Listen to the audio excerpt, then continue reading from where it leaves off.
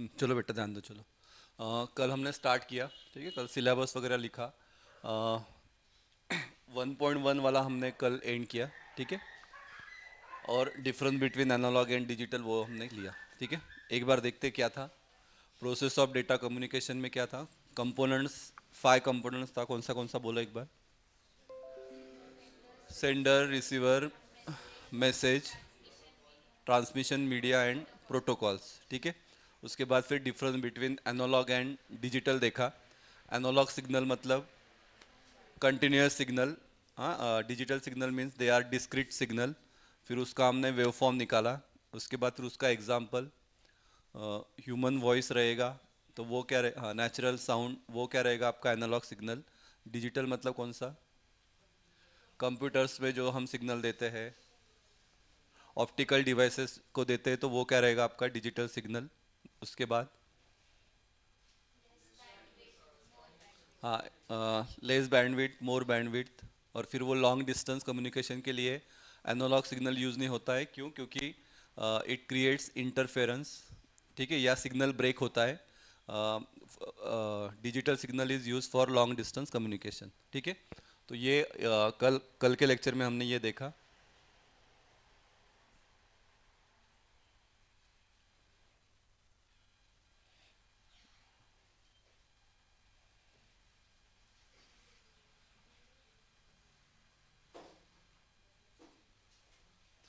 चलो नेक्स्ट लिखो, ये भी एक 2 मार्क्स का क्वेश्चन है। Characteristics of data communication.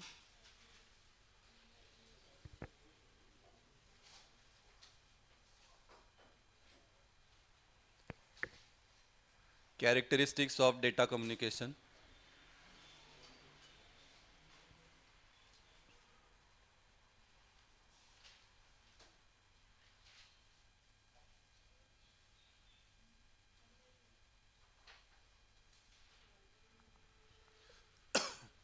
First one लिखना, first one is delivery. First one is delivery. लिखो, आप, मैं बोल रहा हूँ इसका मतलब क्या। Message should be send to correct destination. Message should be send to correct destination.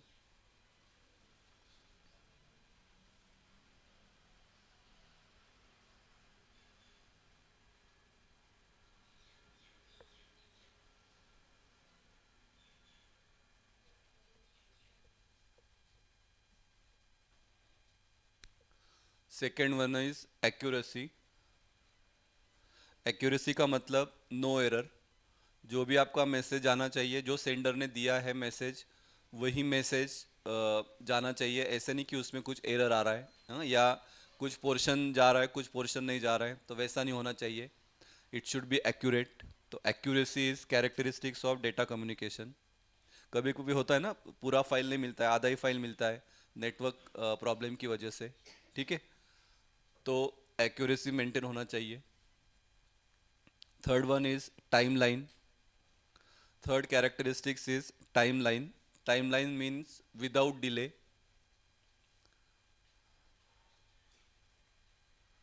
तो मैसेज जो भी जाएगा it should be without delay.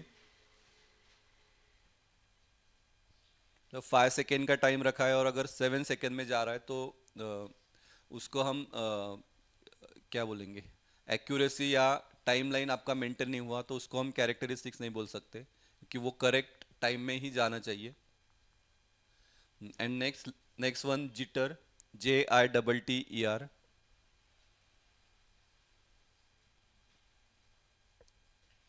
उसका मतलब लिख लो, मैं बोलता हूँ। Variation in the packet arrival time. Jitter का मतलब variation in packet arrival time.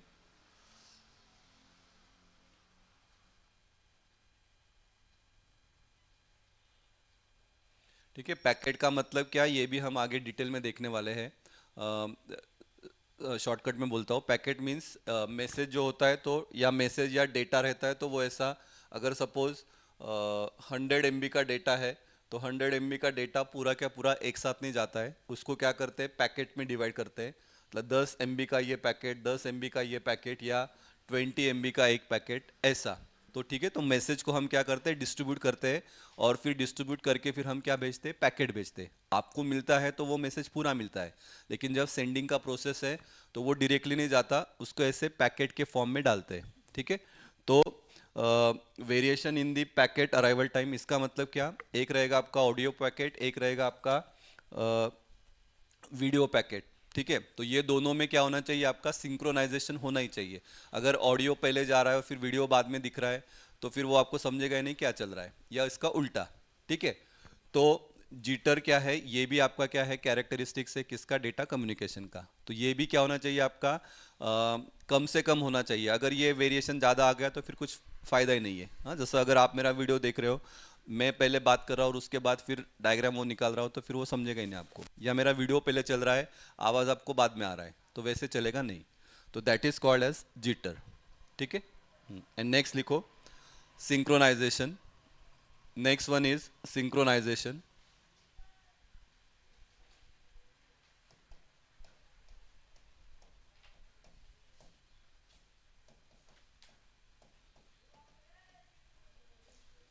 Synchronisation, when transaction, इसमें लिखो when transaction begins and transaction ends.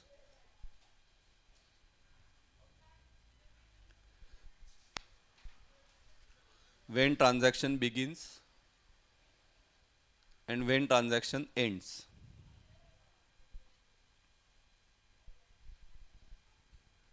जो भी सेंडर है, रिसीवर है, तो उसमें क्या होना चाहिए, सिंक्रोनाइजेशन होना चाहिए। ऐसा नहीं कि सेंडर ने मैसेज सेंड कर दिया और रिसीवर तैयार ही नहीं है। ठीक है, तो वो भी क्या है, this is the characteristics of data communication. तो सिंक्रोनाइजेशन मेंटेन होना चाहिए। ठीक है, तो 2 मार्क्स के लिए आएगा। लास्ट कल के पेपर में था शायद ना, कैरेक्टरिस्टिक्स था, 2 मार्क्स के लिए पूछा था, तो 2 मार्क्स के लिए आपको ये लिखना है।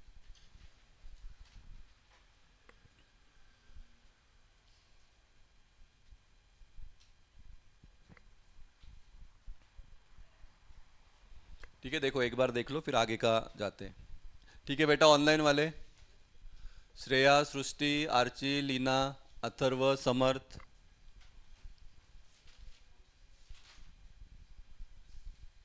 निधि ओके है।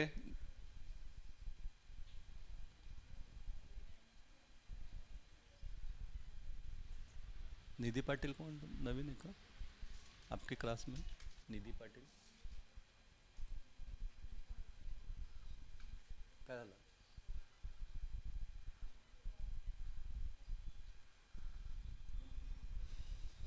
बोलो, चलो एक बार बोलो, एक बार देख के सिर्फ नाम बोलो, देख के बोलो एक बार, विदाउट सिंग बोलो। क्या क्या है characteristics, delivery, accuracy, timeline, jitter and synchronization. फिर से एक बार, डिलीवरी, टाइमलाइन, जिटर, सिंक्रोनाइजेशन। ठीक है, चलो नेक्स्ट वन, ये डेफिनेशन लिखेंगे हम। कल तो हमने लिखा था, लेकिन लिखते हैं चलो। नेक्स्ट वन है आपका प्रोटोकॉल। ये भी 2-2 मार्क्स के लिए आते हैं definition.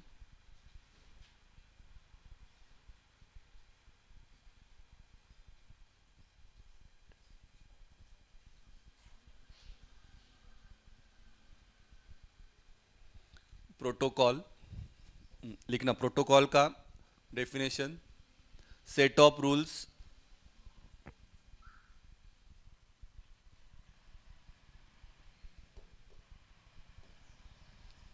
Set of rules that guides for data communication. 2 marks के लिए आया, तो आपको ये दोनों पॉइंट लिखना है, व्हाट इज प्रोटोकॉल एंड ये क्या डिटरमाइन करता है ये। तो set of rules that determines, that guides for data communication. Second point, it determines, protocol क्या करता है, तो it determines what is communicated, क्या मैसेज है, क्या सेंड कर रहे हो आप, तो it determines what is communicated. Second, how is communicated, कैसे होगा ये प्रोसेस, कैसे आप कम्युनिकेट करोगे। and third one, when it is communicated.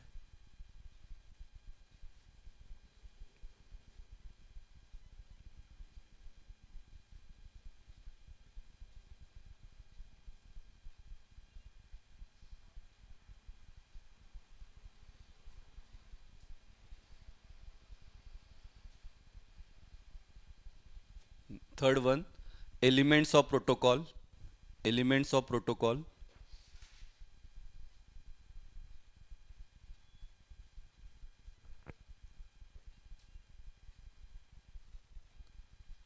तो फर्स्ट एलिमेंट है syntax. First one is syntax. Syntax का मतलब इसको हम बोलेंगे स्ट्रक्चर और फॉर्मेट ऑफ डेटा. हाँ, जैसे आप फॉर एग्जांपल लेटर राइटिंग करते हो तो लेटर राइटिंग में स्ट्रक्चर कैसे होना चाहिए.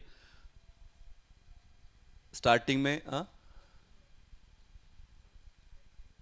हाँ, लेफ्ट लेफ्ट की तरफ होना चाहिए. नहीं, एड्रेस होना चाहिए. ठीक है, किसको आप भेज रहे हो वो रहेगा. कहाँ से आया है वो आपको है, डेट लिखना है. ठीक है, तो वैसा ही यहाँ पे एलिमेंट्स ऑफ प्रोटोकॉल में पहला क्या है, सिंटैक्स. जब भी हम मैसेज सेंड कर रहे हैं तो मैसेज सेंड करने के लिए आपको क्या लगेगा, तो आपको लगेगा सेंडर का एड्रेस. इधर क्या लगेगा आपको, रिसीवर का एड्रेस, और बीच में क्या रहेगा आपका मैसेज. हाँ, तो ये कंसेप्ट को हम बोलते हैं सिंटैक्स. तो इधर रहेगा सेंडर, इधर रहेगा रिसीवर, बीच में क्या रहेगा आपका मैसेज. तो that concept is called as syntax. तो सिंटैक्स फॉलो करना है. तो पहला एलिमेंट है सिंटैक्स. लिखा, सिंटैक्स का मतलब स्ट्रक्चर और format of data.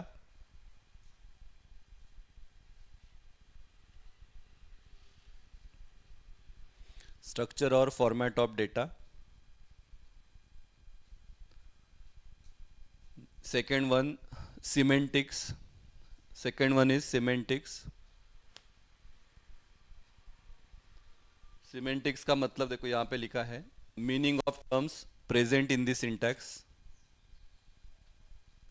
Meaning of terms present in the syntax.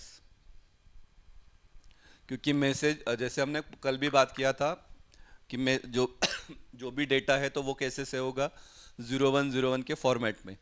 ठीक है, तो उसका मतलब भी हमको पता होना चाहिए, तो वो रहेगा आपका सिमेंटिक्स.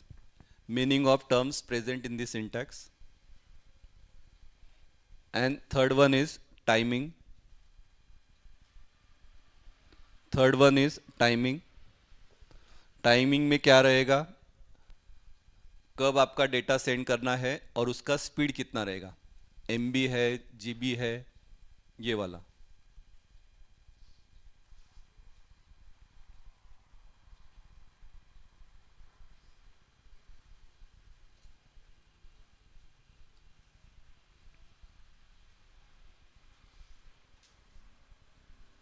ये लिया क्या कल लेक्चर हुआ तो सांगितलं काय.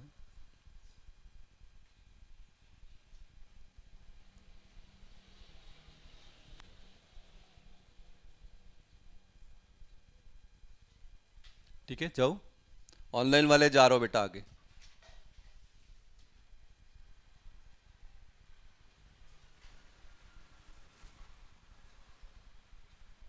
स्टैंडर्ड लिया था क्या, स्टैंडर्ड का ये कॉलेज में. What is standard, types of standard, ऐसा कुछ असं सांगितलं नाही. ठीक है, लेकिन है सिलेबस, कल लिखा ना हमने, सिलेबस में है ना स्टैंडर्ड. स्टैंडर्ड पे भी एक क्वेश्चन आता है 2 मार्क्स के लिए. लिखो, चलो स्टैंडर्ड का मतलब लिखो.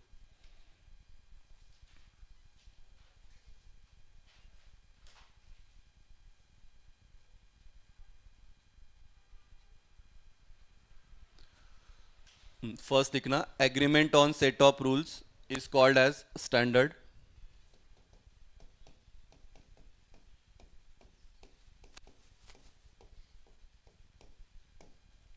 Agreement on set of rules is called as standard.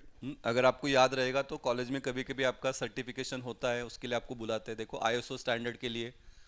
ठीक है, तो जैसा उन्होंने बोला है वैसे आप फॉलो कर रहे हो क्या नहीं, वो चेक करने के लिए आपके कॉलेज में फिर आपको सर्टिफिकेट मिलता है, आईएसओ सर्टिफिकेशन आपके कॉलेज को मिलता है. तो जो बोला है स्टैंडर्ड में वो आप फॉलो कर रहे हैं क्या नहीं, उसको हम बोलते हैं स्टैंडर्ड. तो agreement on set of rules is called as standard. लिखो मत। फिर there are two types of standard, एक रहता है आपका डी फैक्टो और एक रहेगा आपका डी ज्यूर। एक रहता है गवर्नमेंट अप्रूवल और एक रहता है आपका नॉन गवर्नमेंट अप्रूवल। ठीक है, तो एक को हम बोलते हैं डी फैक्टो, मतलब ये this is not applicable to by government, government का इसमें बिल्कुल भी इंटरवेंशन नहीं है। This is second standard that is de jure, this is approved by government. ये कौन अप्रूव करता है? तो गवर्नमेंट अप्रूव करता है। ठीक है, तो लिखो first one is de facto,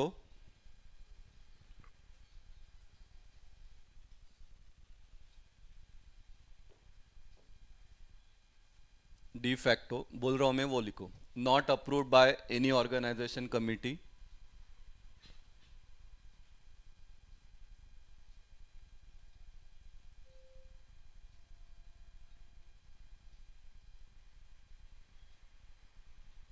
not approved by any organization committee और गवर्नमेंट एजेंसीज।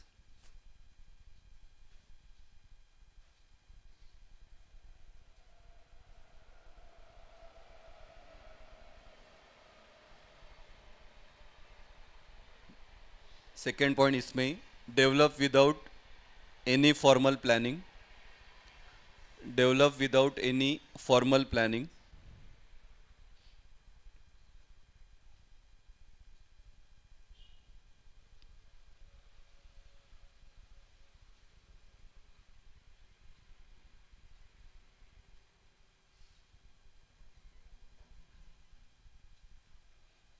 और दूसरा है de jure, DEJURE,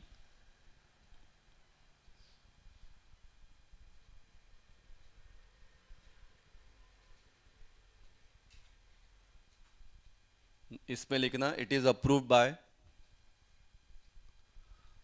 bye government agencies, approved by government agencies और ऑर्गेनाइजेशन कमिटी।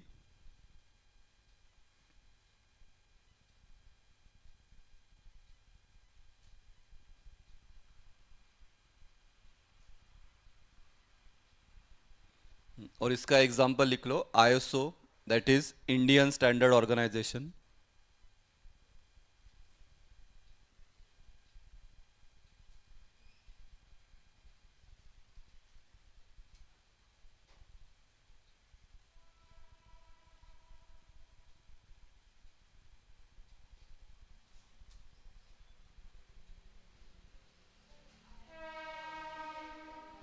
हाँ, मैं इंडियन बोला क्या sir? International standard organization, international standard organisation.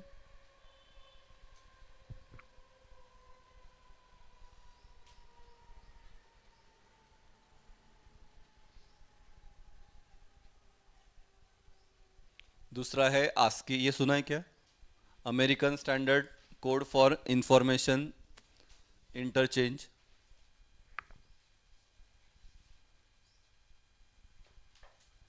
American standard code for information interchange.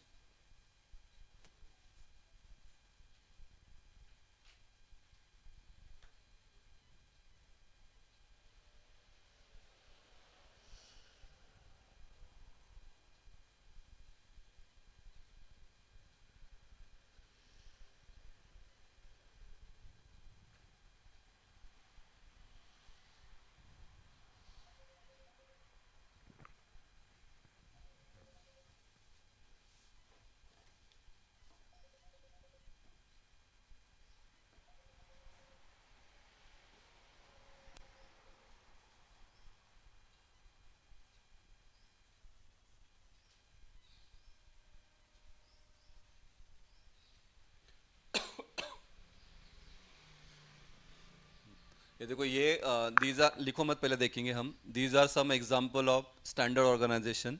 इस पे भी 2 मार्क्स को क्वेश्चन आता है, जैसे मैंने यहाँ पे लिखा है एनलिस्ट 4 स्टैंडर्ड ऑर्गेनाइजेशन, ऐसा क्वेश्चन आएगा। या what is standard, enlist any 4 standard organization. तो स्टैंडर्ड का डेफिनेशन लिखने को रहेगा 1 मार्क्स और ये लिखने को रहेगा 1 मार्क्स। हाँ, लेकिन ये बस आपको शॉर्ट फॉर्म नहीं लिखना है, शॉर्ट फॉर्म अगर लिखोगे तो आधा ही मार्क्स मिलेगा। शॉर्ट फॉर्म लिख के आपको इसका फुल फॉर्म लिखना है। ठीक है, हाँ, तो एक बार देखेंगे क्या है, उसके बाद लिखो। पहला है आपका ISO that is international standard organization. दूसरा है आपका IEEE, आई ट्रिपल ई का मतलब है institute of electrical and electronics engineering. जो भी इलेक्ट्रिकल का सिलेबस है, इलेक्ट्रॉनिक्स का सिलेबस है, जो भी नया कुछ इन्वेंशन होता है इलेक्ट्रिक या इलेक्ट्रॉनिक्स इंडस्ट्री में, तो पहले किसको पता होता है? इनको। आई बात समझ में? तो उसको हम बोलते हैं आई ट्रिपल ई। फिर है आपका I T U, that is international telecommunication union. फिर है आपका E I A, that is electronic industry association. And last one is I E T F, that is internet engineering task force. ठीक है, तो these are called standard organization. तो आपको इसका short form भी लिखना है और इसका नाम भी आपको याद रखना है। ठीक है, एक बार देखते हैं, एक बार देख के बोलो, एक बार विदाउट सीइंग बोलो, उसके बाद लिखना। हाँ, कौन सा है? बोलो। पहला first one is ISO, that is international standard organization. Second one I triple E, institute of electrical and electronics engineering, I T U, E I A, and next one I E T F, task force. ठीक है, बोलो चलो अभी। पहला तो SIM ISO, ये तो simple है। नेक्स्ट वन आई ट्रिपल ई, ये भी इजी है, बोलो full form. Institute of electrical and electronics engineering. हाँ, इंटरनेशनल नहीं है, institute. Third one I E A,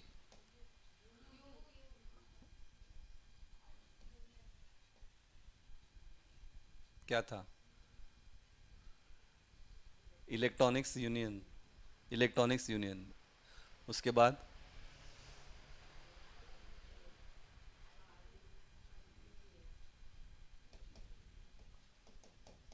I E T F, ये तो टास्क फोर्स इलेक्ट्रॉनिक्स। और टेलीकॉम का भी था ना, यूटीएफ, टेलीकम्युनिकेशन का था ना एक। हाँ, ये इंटरनेट इंजीनियरिंग टास्क फोर्स, ई आई, इलेक्ट्रॉनिक इंडस्ट्री एसोसिएशन, ये नहीं बोला ना आपने, आई T you, international telecommunication union. ठीक है, लिखो चलो, लिख लो चलो। क्वेश्चन ऐसा लिखो, एनलिस्ट फोर स्टैंडर्ड ऑर्गेनाइजेशन, या लिखता हूँ मैं।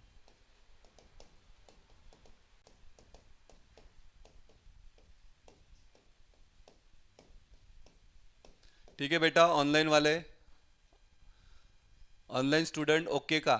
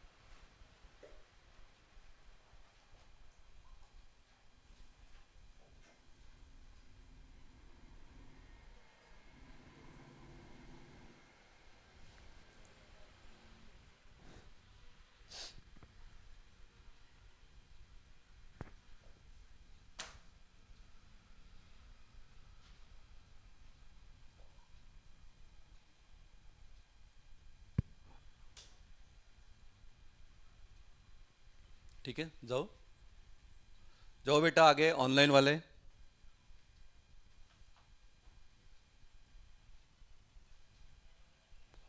चलो ध्यान दो, देखो लिखो मत अभी। Next one, what is mean by bandwidth, ये भी डेफिनेशन आपको पूछते हैं।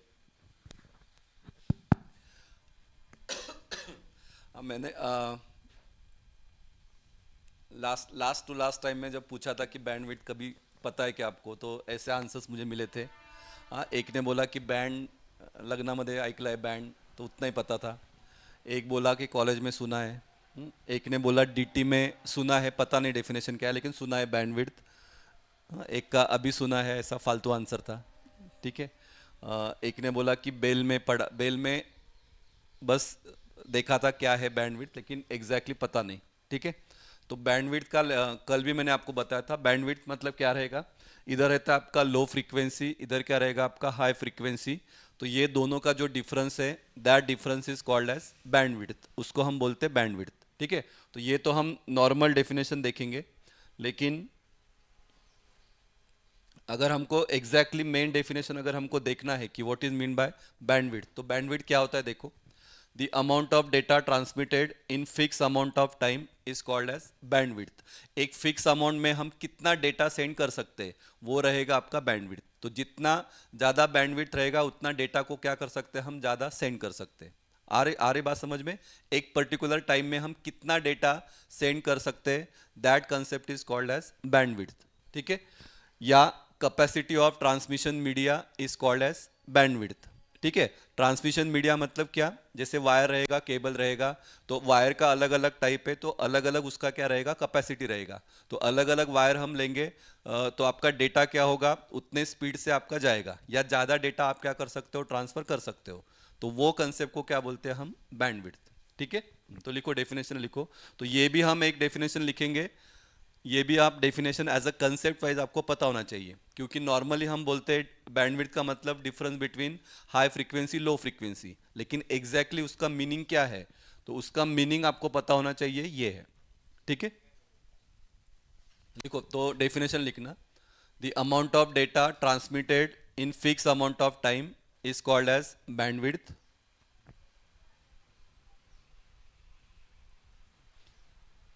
ये भी लिया रहेगा ना कॉलेज में, क्या नहीं, ये बताया बैंडविड्थ बताया रहेगा। The amount of data transmitted in fixed amount of time is called as bandwidth.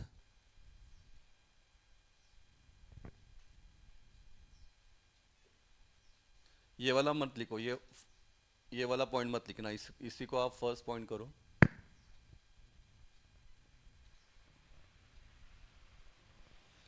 दूसरा लिखना, capacity of transmission media to carry the data is called as bandwidth.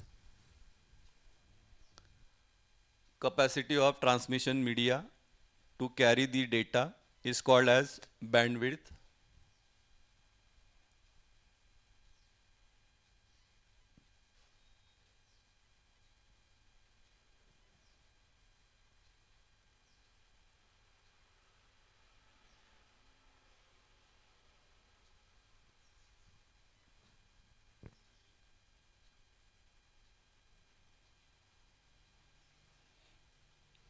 Bandwidth का ये फॉर्मूला लिख लो,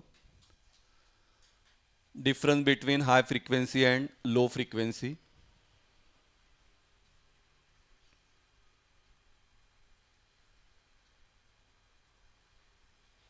F H minus F L, हाँ diagram भी निकाल लेना।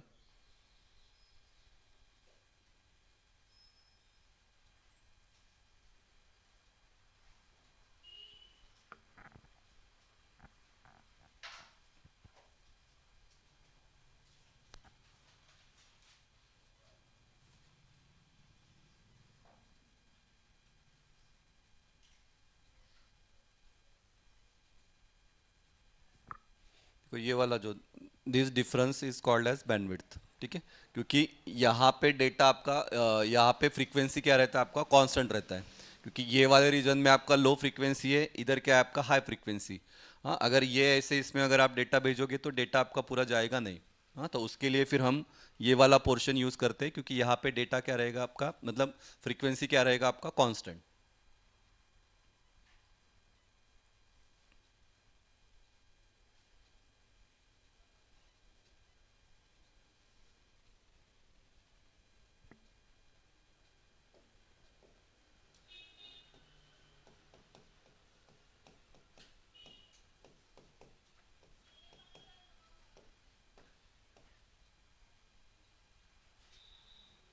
हाँ, नेक्स्ट वन यूनिट लिखना। इसका दो यूनिट है, एनालॉग सिग्नल के लिए अलग है, डिजिटल सिग्नल के लिए अलग है। तो for analog signal unit is hertz, HERTZ, hertz.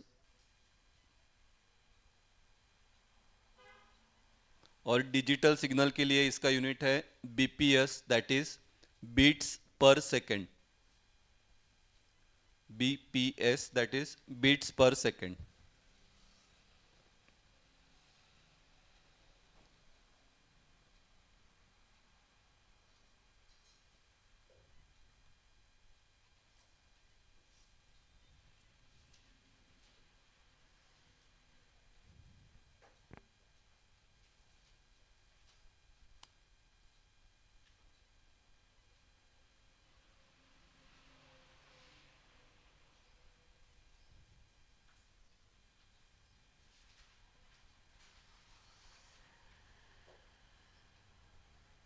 ठीक है, जाओ जाओ बेटा आगे, ऑनलाइन वाले।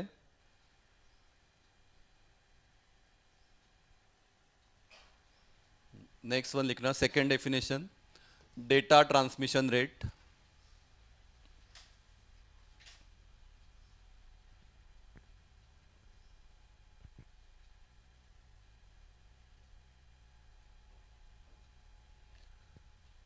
सिंपल डेफिनेशन है data transmission rate, the speed at which the speed at which data can be transmitted from one device to another,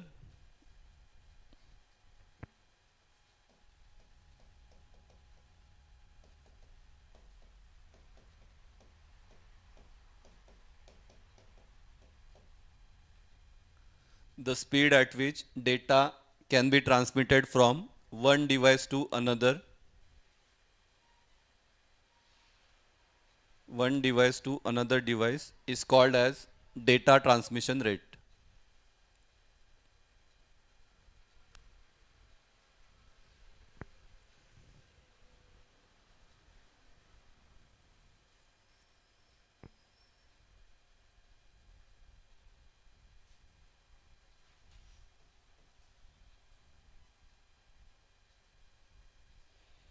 Second point, data rate is measured in Mbps,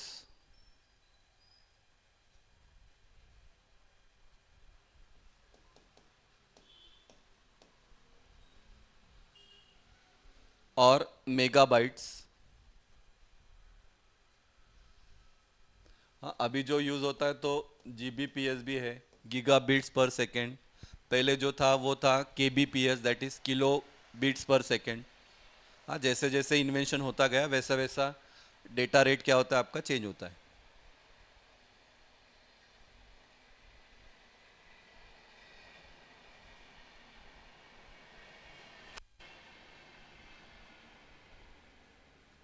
ठीक है, जाओ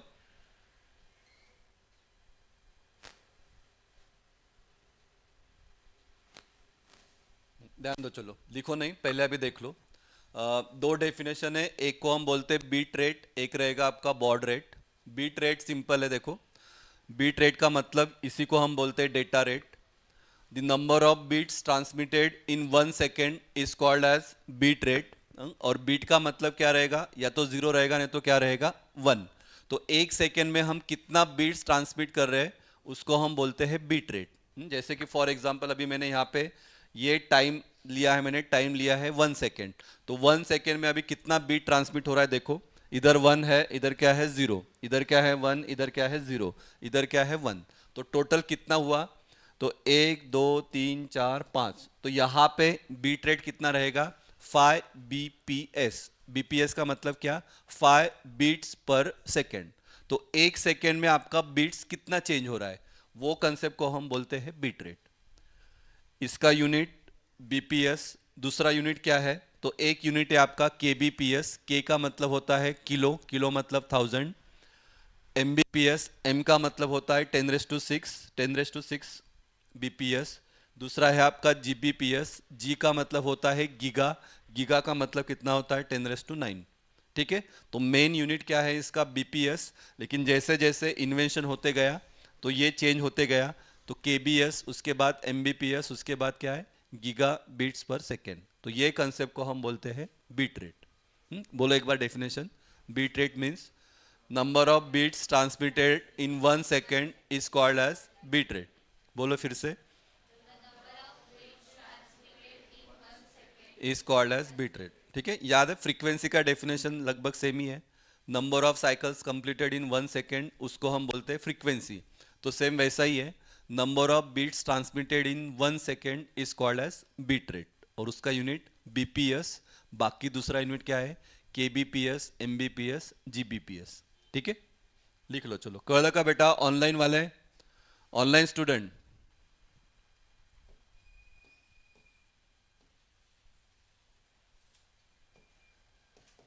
देखो अगर मैं for example इधर है time 1 second, इधर 1 है, इधर 0 है, इधर 1 है, तो ये केस में आपका बीपीएस क्या रहेगा, बीट रेट कितना रहेगा, 3 बीट्स पर सेकेंड, क्योंकि 3 बीट आपका चेंज हो रहा है, 1 2 3।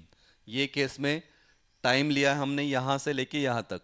ठीक है, तो यहाँ पे कितना चेंज हो रहा है, 1 2 3 4 5, तो यहाँ पे बीपीएस कितना रहेगा, बीट रेट कितना रहेगा, 5 बीपीएस। यहाँ पे बीट रेट कितना रहेगा, 3 बीपीएस। ठीक है, लिख लो चलो। हाँ, डायग्राम कौन सा भी एक एग्जांपल दो। कुठे, इथे नाही ना, मग मी टाइम मैंने इतना ही लिया है, ये आगे वाला है ना, मेरा तो यहाँ से लेके यहाँ तक है, तो यहाँ पे थोड़ी जीरो तो इसके बाद चेंज हो रहा है ना ये। तू म्हणते की हे इथून असं ना, नहीं नहीं वो नहीं कंसिडर होगा।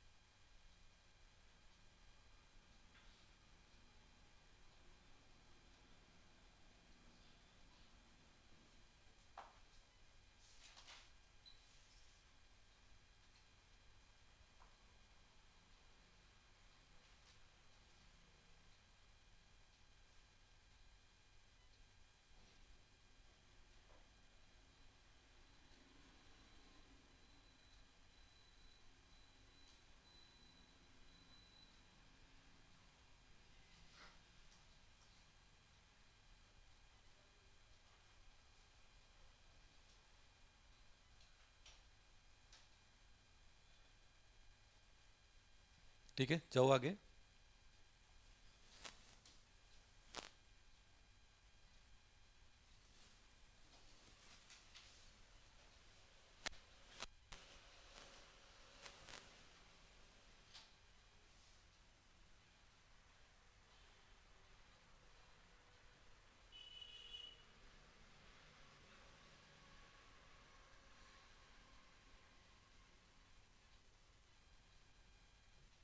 बीट रेट का ये लिख लो formula, bit rate equal to D upon T, amount of data upon time.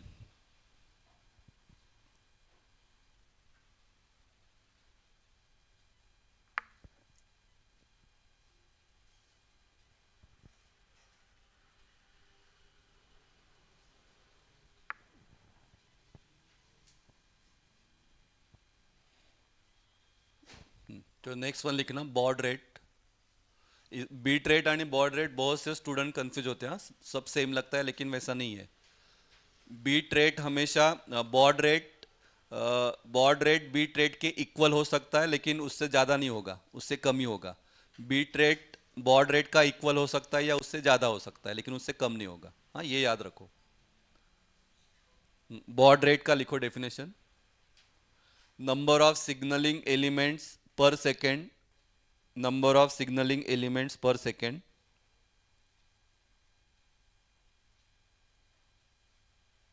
sent by a communication device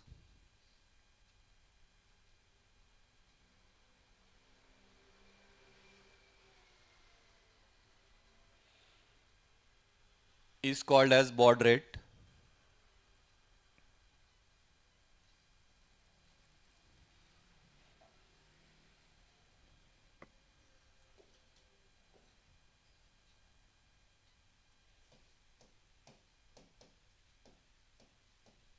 या दूसरा ये लिख लो, और baud rate is the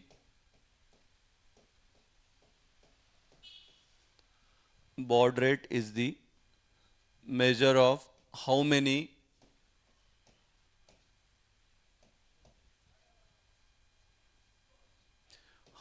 times a signal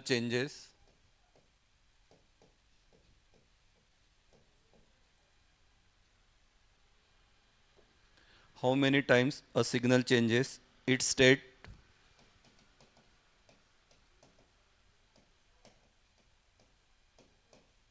per second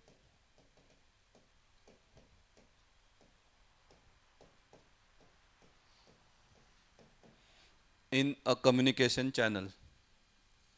college में क्या कौन सा बोला, क्या बोला? How many times a signal change.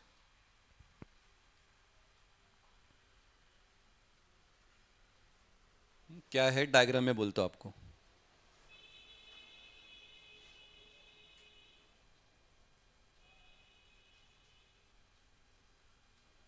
इसका लिख लो formula, baud rate equal to bit rate upon baud rate equal to bit rate upon number of bit per baud, number of bit per baud.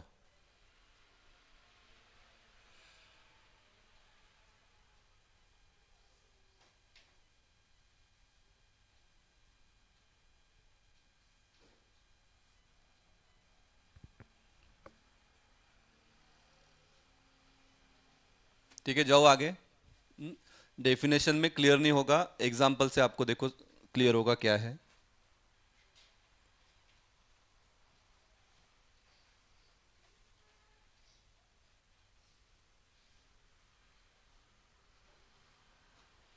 यहां पे देखना, देखो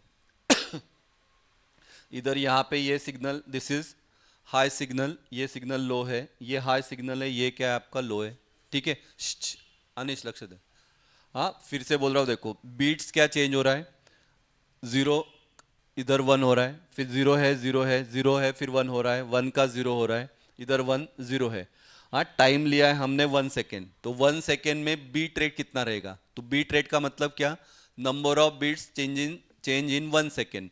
तो number of bits कितना change हो रहा है, देखो जीरो का हो रहा है वन, फिर वापस जीरो, फिर ये जीरो, फिर जीरो, फिर वन, फिर वन, जीरो। तो नंबर ऑफ बीट्स कितना चेंज हो रहा है? एक, दो, तीन, चार, पाँच, छः, सात, आठ। तो 8 बीट्स चेंज हो रहा है। तो यहाँ पे बीट रेट कितना रहेगा? 8 bps। लेकिन बॉड रेट क्या रहेगा? बॉड रेट का मतलब क्या है? Number of signal change. कितना सिग्नल चेंज हो रहा है? बीट चेंज नहीं हो रहा है, सिग्नल। तो यहाँ पे अगर आप देखोगे, पहले ये सिग्नल ऐसे था, हाई सिग्नल था, फिर क्या हुआ? लो हुआ, फिर हाई सिग्नल था, फिर क्या हुआ? लो हुआ। तो टोटल कितना सिग्नल है? 4। तो इसके लिए यहाँ पे बॉड रेट कितना रहेगा आपका? 4 लेवल्स। बॉड रेट का यूनिट है लेवल्स पर सेकेंड, तो कितना रहेगा आपका? 4 लेवल पर सेकेंड। हाँ, अगर आपको कैलकुलेट करना है तो देखो, बॉड रेट का फॉर्मूला हमने क्या लिखा? Bit rate divided by number of bits per baud. ठीक है, तो बीट रेट कितना है? 8। और number of bits per baud, तो नंबर ऑफ बीट्स कितना है? कि इसमें दो है ना, ये दो दो दो, तो 8 डिवाइडेड बाय 2 कितना आएगा आपका आंसर? 4। तो इसके लिए बॉड रेट कितना रहेगा आपका? 4 लेवल पर सेकेंड। ठीक है, ये नहीं समझा? ये वाले एग्जांपल में देखो, टाइम हमने लिया है 1 सेकेंड। ठीक है, तो यहाँ पे बीट क्या है? लेवल क्या हो रहा है? एक ही लेवल चेंज हो रहा है, और बीट क्या है? एक ही है। तो यहाँ पे बीट रेट कितना रहेगा? 1 bps। बॉड रेट भी कितना रहेगा आपका? 1 लेवल पर सेकेंड। लेकिन नेक्स्ट वाले एग्जाम्पल में देखो, हमने अभी यहाँ पे बीट देखना 1001, हमने टाइम लिया है इतना 1 सेकेंड, ये टाइम हमने लिया है। तो यहाँ पे आपका बीट रेट कितना रहेगा? 1, 2, 3, 4, तो बीट रेट रहेगा आपका 4। बॉड रेट कितना रहेगा? ये हाई लेवल था, ये वाला लेवल है, तो 1 और 2, तो बॉड रेट कितना रहेगा आपका? 2 लेवल पर सेकेंड। तो ये कंसेप्ट को हम बोलते हैं बीट रेट और बॉड रेट। आई बात समझ में? ठीक है, समझा क्या बेटा? ऑनलाइन वाले, आर्ची, लीना, अथर्व, समर्थ, श्रेया, आर्यन,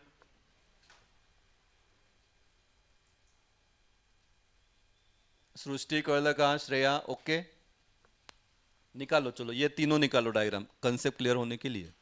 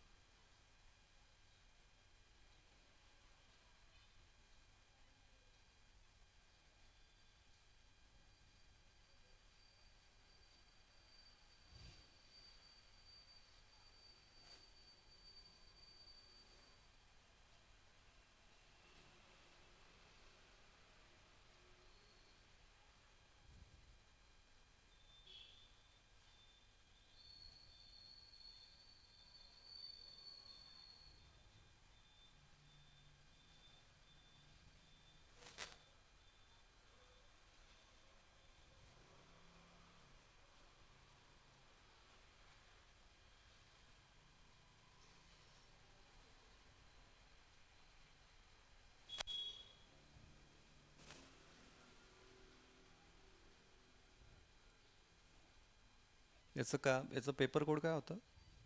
3131।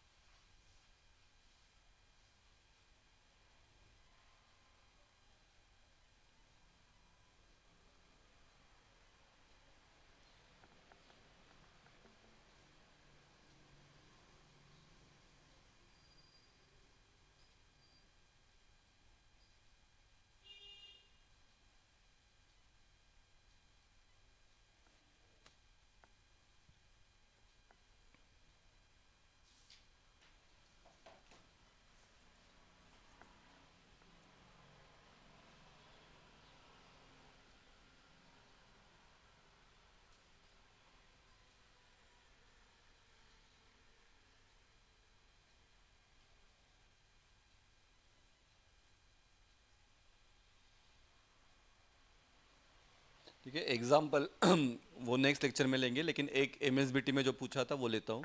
आज के लिए इतना।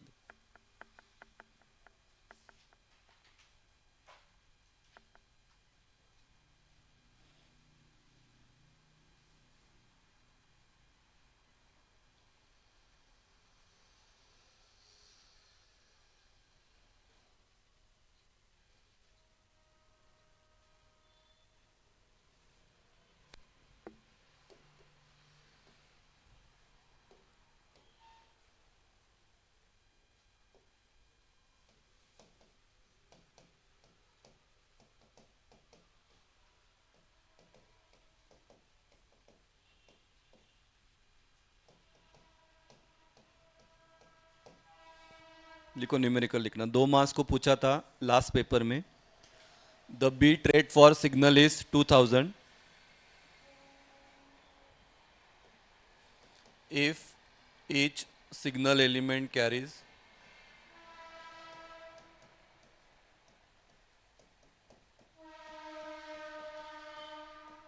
ये हुआ क्या बेटा ऑनलाइन वाले? ये हुआ सबका? फर्स्ट हुआ?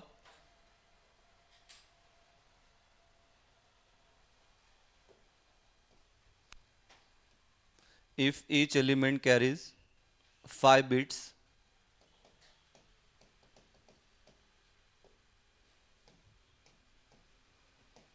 what is baud rate? Direct answer निकालना नहीं, फॉर्मूला को मार्क्स रहता है। 2 मार्क्स का क्वेश्चन है।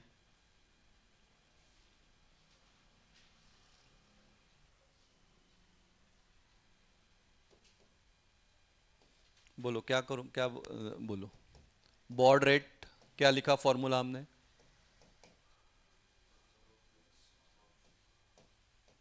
Number of bits upon number of bits, नहीं बीट रेट लिखा ना? हाँ हाँ, bit rate upon number of beats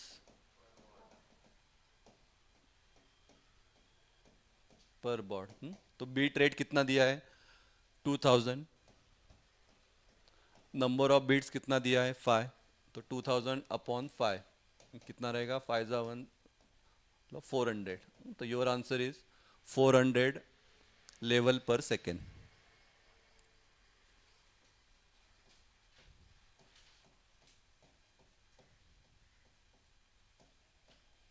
400 level पर सेकेंड।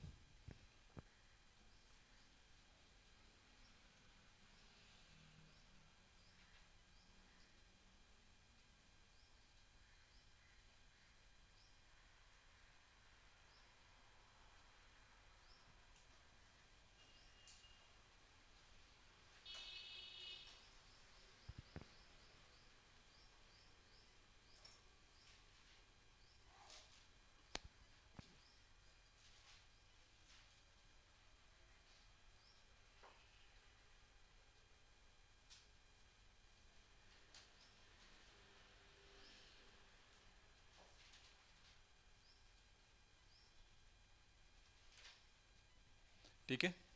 तो इसके और कुछ एग्जांपल्स है वो, और न्यू टॉपिक कल के नेक्स्ट लेक्चर में हम लेंगे। ठीक है। ठीक है बेटा, ऑनलाइन वाले आज के लिए इतना ही लेते हैं। ठीक है, चलो, थैंक यू।